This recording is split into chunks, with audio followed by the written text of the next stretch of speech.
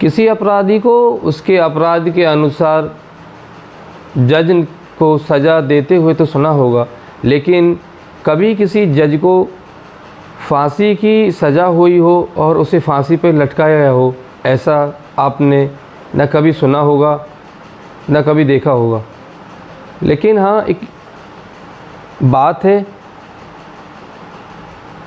एक हमारे देश का पहला जज जिसे अपने ही परिवार के आरोप लगा और उसी परिवार के आरोप के चक्कर में उन्हें फांसी की सज़ा हुई। लेकिन यह बात बहुत ही पुरानी है, लेकिन है एकदम हकीकत। एक जज को फांसी पे लटकाया गया, जिसकी वजह तो खौफनाक थी। लगभग आज से 44 साल पहले आम आदमी ऐसा करे तो चलता है, लेकिन एक जज ऐसा करे जिससे आम आदमी के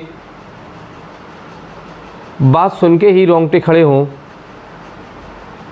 ऐसा होगा तो किस प्रकार इस जगह में, किस प्रकार इस जगत में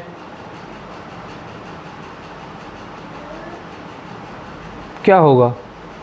क्योंकि हमारे यहाँ पर लोगों ने भगवान तो नहीं देखा, लेकिन डॉक्टर और जज दोनों को भगवान मानते हैं। तो क्या है कहानी एक जज की, किस तरह उन्होंने अपने परिवार को ख़त्म किया या नहीं, ये तो आज तक कोई जान नहीं पाया, लेकिन उन्हें हुई थी फांसी की सज़ा। तो राम राम, नमस्कार, आदाब, सत श्री अकाल। मैं तरुण ठाकुर। जी घटना है जज के साहब की, जिन्हें हुई थी फांसी की सज़ा। उपेंद्र नाथ के रिटायर होने के बाद वहाँ पर दूसरे जज आए, उन्होंने अपना कार्यभार संभाला। इसके बाद वो अपना सरकारी जो बंगला मिला हुआ था उसे खाली करके उन्हें जाना पड़ा।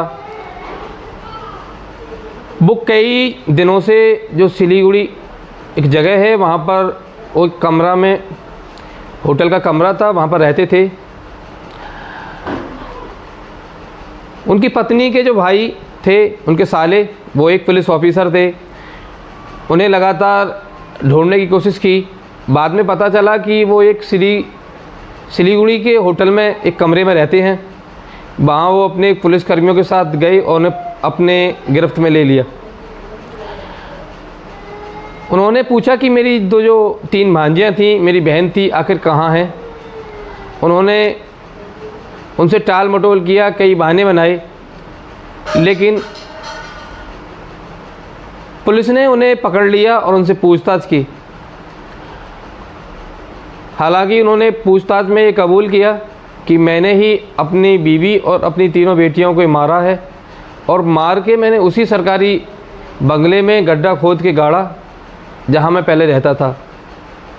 पुलिस गई वहां पर, बाकायदा पुलिस ने जो अपना काम करने का था उन्होंने किया।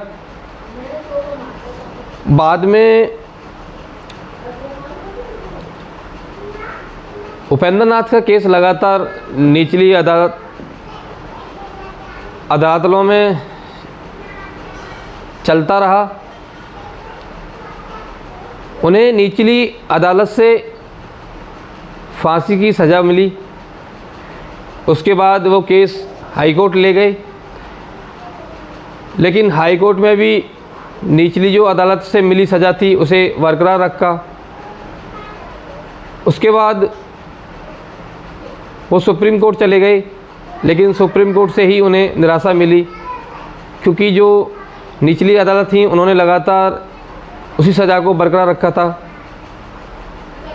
बाद में कई बार कोशिश हुई, उन्होंने उपराष्ट्रपति को भी अपनी याचिका भेजी, लेकिन वहाँ से भी उन्हें निराशा ही मिली।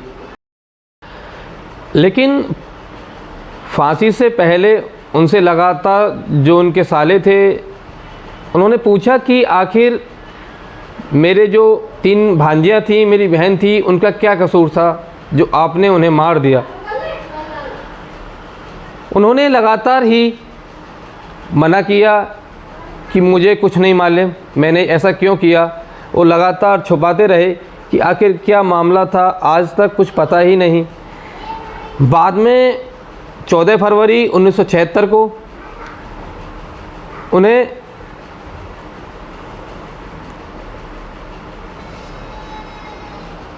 फरवरी 1976 में जोरहट जेल में पूर्व जज उपेंद्र नाथ को अपनी पत्नी और 3 बेटियों के कत्ल के जुर्म में फांसी की सज़ा हुई। लेकिन बात यह है कि आखिर उन्होंने 3 बेटियों को क्यों मारा और अपनी बीवी को। आज तक